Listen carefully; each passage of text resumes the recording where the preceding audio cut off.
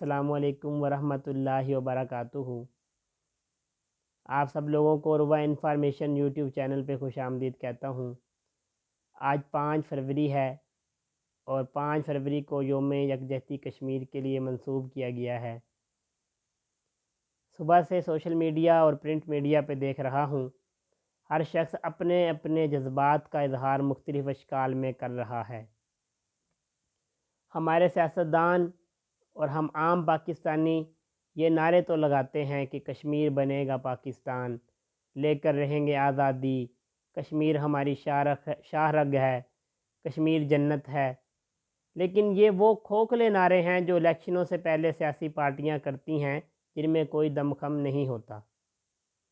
جب ہمارے سیاسی لیڈران اور ہمارے سیاسی لوگوں نے اپنے لیے کوئی قانون بنوانا ہوتا ہے یا اسمبلی سے کوئی قانون پاس کرنا ہوتا ہے تو وہ اس کے لیے تن من دھن کی بازی لگاتے ہیں، لیکن کشمیر کے مسئلے پر کوئی خاطر خواہ کوئی کوشش نہیں کی جاتی، نہ اقوام متحدہ میں نہ OIC میں۔ کشمیر کے لیے ہماری سیاسی قیادت دل سے مخلص نہیں ہے۔ کشمیر کے لیے صرف کشمیر کی مقامی قیادت ہی مخلص ہے، اور وہی کشمیریوں کے درد کو سمجھتی ہے۔ جس انسان پر جو واقعہ ہوتا ہے یا جو چیز اس پہ گزرتی ہے، اس کا احساس وہی کر سکتا ہے۔ میرے دادا ابو کا انتقال ہوا تو وہ جو اس وقت جو ہماری کیفیت تھی اس کو ہم ہی سمجھ سکتے ہیں، کوئی اور نہیں سمجھ سکتا۔ تو کشمیریوں کے ساتھ جو ظلم زیادتی ہو رہی ہے، اس کا احساس صرف انہی کو ہے اور وہی اسے سمجھ سکتے ہیں، ہم اسے سمجھ نہیں سکتے۔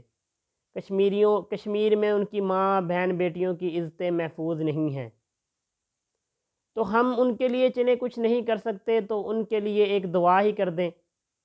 آپ وسلم کی حدیث کا مفہوم ہے کہ کوئی برائی دیکھو تو اسے ہاتھ سے روکو۔ اگر ہاتھ سے روکنے کی بھی استطاعت نہیں رکھتے تو منہ سے روکنے کی کوشش کریں۔ اگر منہ سے روکنے کی استطاعت بھی نہیں کرتے تو کم سے کم دل میں اسے برا جانیں۔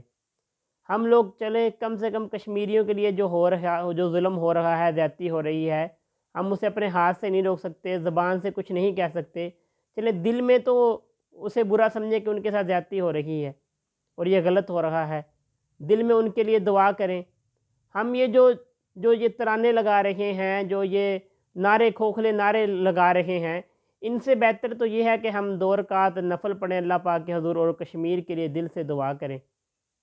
کیا پتہ ہم میں سے کسی کی دعا اللہ پاک قبول کر لے اور کشمیر پہ ہونے والے جو ظلم اور زیادتی ہو رہی ہے اس کو ختم کر دے۔